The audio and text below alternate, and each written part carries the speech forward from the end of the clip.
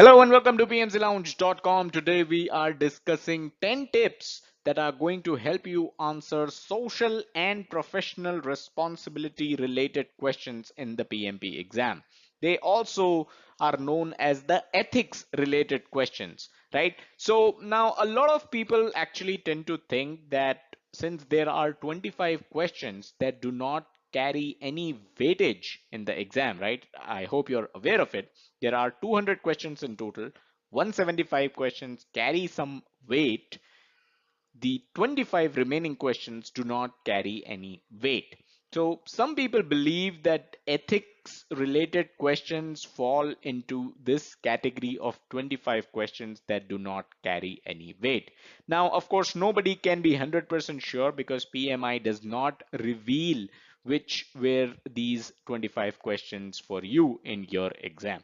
So anyways, you should have these tips with you. These are going to be handy and these are going to help you answer these professional and social responsibility related, ethics related questions in your PMP exam. So let's get started.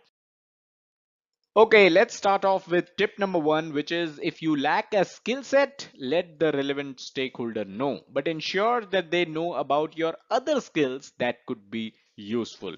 So a question that is based on this tip can sound something like this.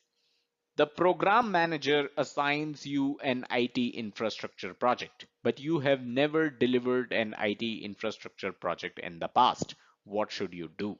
So make use of this tip in case a question like this shows up in the exam. You need to let the program manager know that you do not have any experience of dealing with IT infrastructure projects whatsoever. But at the same time, you need to let them know about your other skills. And that could be the fact that you are PMP certified.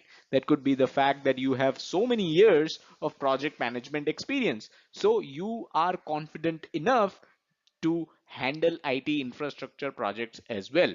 But the bottom line here is that you need to be true and let them know that you do not have any experience with IT infrastructure projects. Okay, tip number two, acknowledge your mistake and correct the error by taking responsibility for it. Do it as soon as possible, not next week, not tomorrow. Do it as soon as possible. You have to correct your mistake, don't hide it, and you have to acknowledge it as well. Tip number three, always report unethical behavior to management and those that are affected. So, relevant question for this tip could be that someone that you know, or let's say your best friend, has committed something which is unethical. So, should you still report it to the management since they are your best friends? The answer to that is yes, you need to always report unethical behavior to the management as well as those that are affected. Moving on, tip number four, working with family members isn't illegal as long as discriminations aren't taking place. So if you have an opening in your company and someone that you know or maybe your relative, since the tip is about family members, so let's say your close relative shows up for the interview for that opening, you need to make sure that you do not discriminate. And the best way to do so here would be to have someone else replace you for the interview because you are related to this person and you should not be the one to interview them. So, of course, you can let your family member, your close relative come in for the interview, but in order to make sure that discriminations don't take place, you need to be getting someone else to interview them. Point number five, always deal with and solve the problem with the concerned stakeholder first, not their manager, not the people that report to them, but the concerned stakeholder himself or herself. Tip number six, always report true information come what may. So you might have seen a question that says you have a meeting with the sponsor and you are not ready with the presentation. Someone suggests doing something else. What do you do? Well, you need to report true information at all times. Don't fall in the trap. The answer to this question is always going to be true information needs to be reported. Tip number 7, never accept gifts without informing management or sponsor and seeking their approval. So you may have seen questions around gifts in your PMP practice exams if you have taken, or if you have taken the original exam, sometimes you may get a question around gifts as well.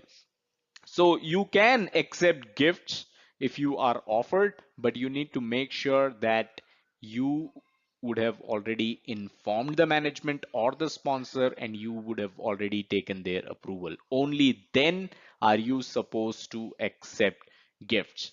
If you have not informed your management or sponsor, you should not be accepting gifts at all. Quick reminder, if you're looking for some practice questions for your PMP exam, head over to pmclounge.com/PMP practice questions. There you will find practice questions divided knowledge area wise. So check it out. Okay, tip number 8, international fundamental rights should never be violated. Never.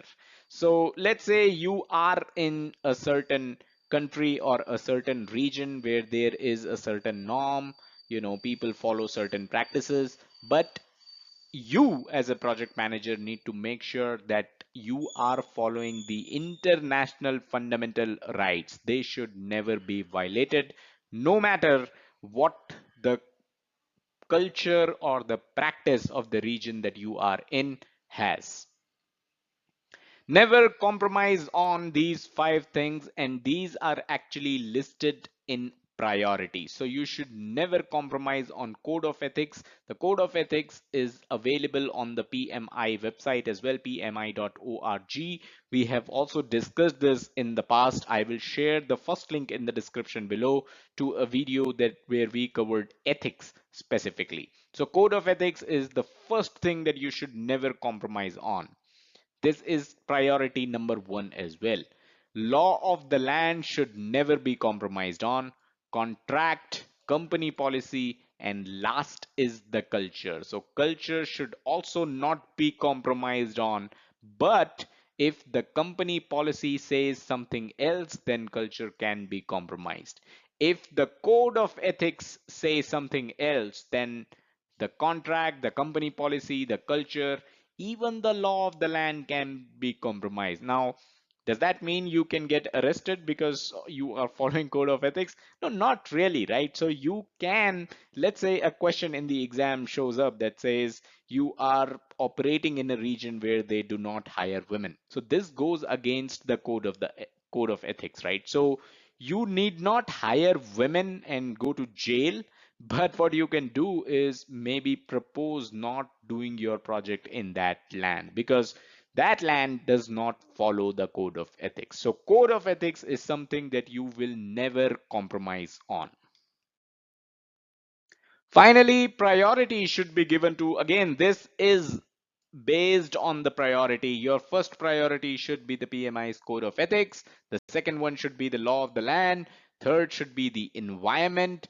Next, external customers, and finally, internal customers. So if there's a question that has 4 options based around priority, you need to make sure the first priority always goes to the PMI code of ethics, the second one to the law of the land, and then environment, external customers, internal customers. So this should be your priority when dealing with questions around ethics, social and professional responsibility.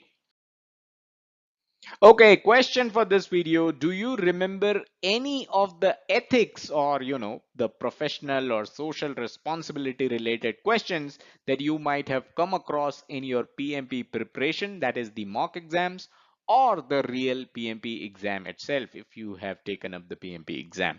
So let me know in the comments if you remember any of the ethics questions. I'd love to know your experience around this because these questions, the ones that pertain to ethics and professional and social responsibility, these are the ones that show you where you fall when it comes to ethics and where you should be.